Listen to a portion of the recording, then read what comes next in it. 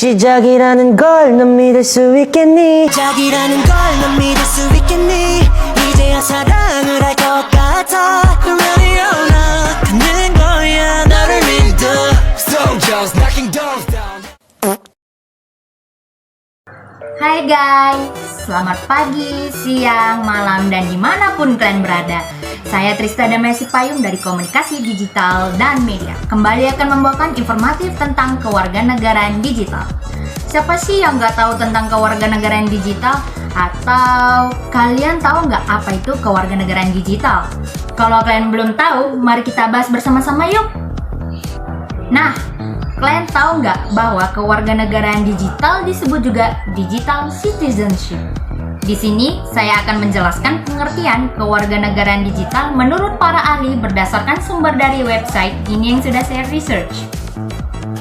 Adalah yang pertama, menurut Mosbacher pada tahun 2008, konsep dari kewarganegaraan digital adalah mereka yang sering menggunakan teknologi untuk mendapatkan informasi politik demi memenuhi tugas sipil mereka, dan yang menggunakan teknologi di tempat kerja untuk keuntungan ekonomi.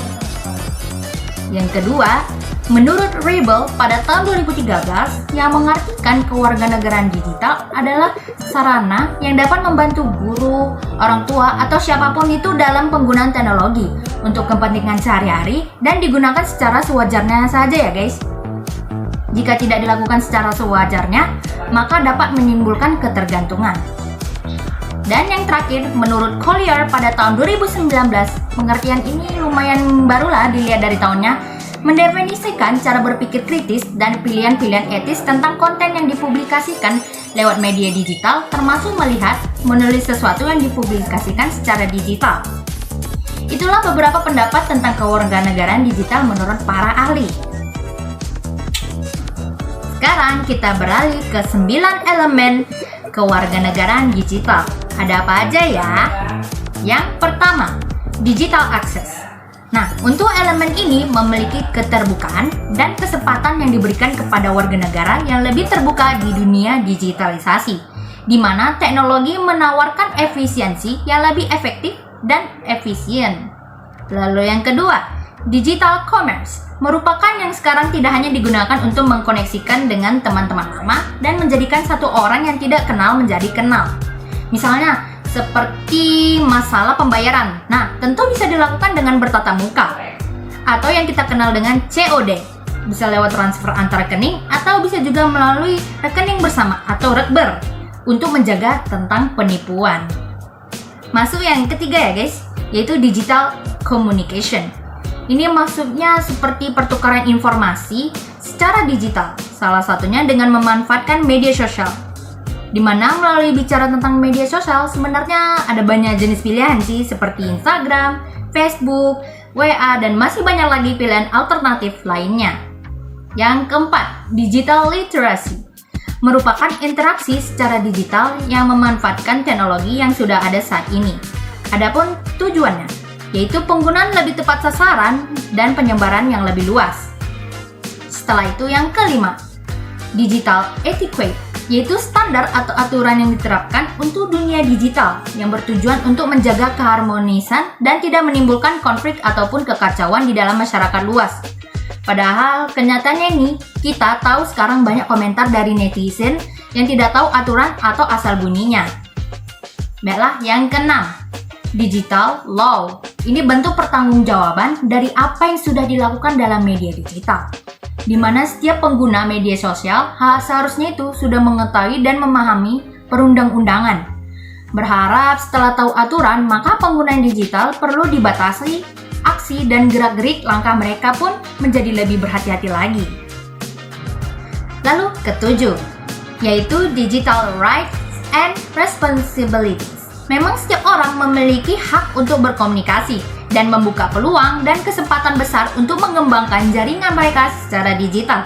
Nah, di poin digital rights and responsibilities ini menekankan pada ruang untuk mengekspresikan diri dengan nyaman asal tidak sampai mengancam hak-hak orang lain dan jangan sampai merendahkan hak orang lain ya guys. Baiklah, dan yaitu ke-8, digital health and wellness. Kehadiran dunia digital tidak hanya sekedar digunakan untuk memperluas jaringan saja, tetapi juga dapat dimanfaatkan untuk mendorong hidup lebih sehat. Kehadiran digital yang ada, kita bisa melihat banyak informasi tentang kesehatan dan mendorong kita untuk tetap hidup sehat, baik secara jasmani maupun rohani. Bella, ini yang terakhir ya guys, yaitu digital security, di mana data dan informasi yang dibagikan secara digital seharusnya dilindungi. Tentu saja agar bisa melahirkan keamanan ini dibutuhkan kehati-hatian dan pengetahuan. Kita tahu bahwa sekarang ada banyak hacker, kita pun bisa meminimalisir potensi terjadinya hal-hal seperti itu.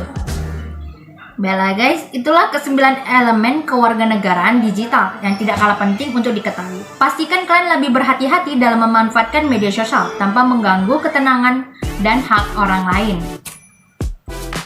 Oke, setelah membahas ke-9 elemen tersebut, siapa nih yang sudah nggak asing dengan pelanggaran kewarganegaraan? Apa aja tuh pelanggarannya?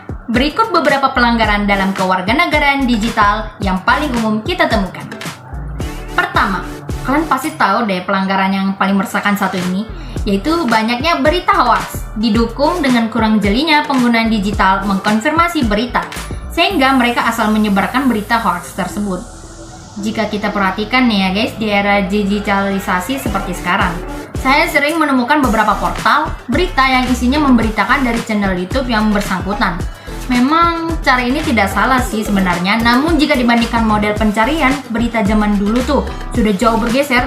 Beberapa tahun yang lalu, para jurnalis benar-benar harus terjun ke lapangan dan bertemu langsung kepada narasumber agar bisa menjadi berita.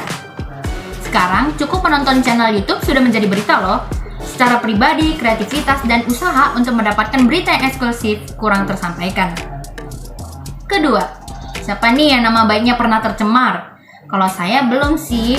Kalian tahu nggak, pelanggaran ini paling banyak dirasakan oleh para public figure. Contohnya seperti kasus yang satu ini, yaitu si Ayu Ting Ting dengan kade yang cukup panas. Masalah pencemaran nama baik sekaligus bullying.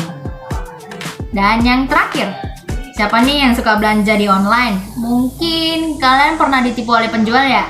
Kalau saya sih udah pernah ya guys ya, dan itu membuat saya menjadi trauma saat belanja di online. Kalau kita tidak hati-hati, jadi sebelum beli, tanyalah dulu, kalau bisa cari informasi aslinya. Bahkan jika perlu, riwayatkan sebelum barang, atau apapun itu harus disimpan terlebih dahulu. Jika ternyata itu penipuan, kita sudah punya riwayatnya ya guys ya, jadinya. Nah, segini saja beberapa pelanggarannya, dan sebenarnya masih banyak lagi sih. Hanya saja, saya sedang membatasi durasi agar kalian tidak merasa bosan ataupun terlalu lama dengan video informatif saya. Akhirnya ya guys, pembahasan kita selesai juga. Bagaimana nih? Sudah paham kan apa tuh kewarganegaraan digital? Saya berharap informasi yang saya berikan bisa masuk ke otak kalian. Sekian dan bye-bye.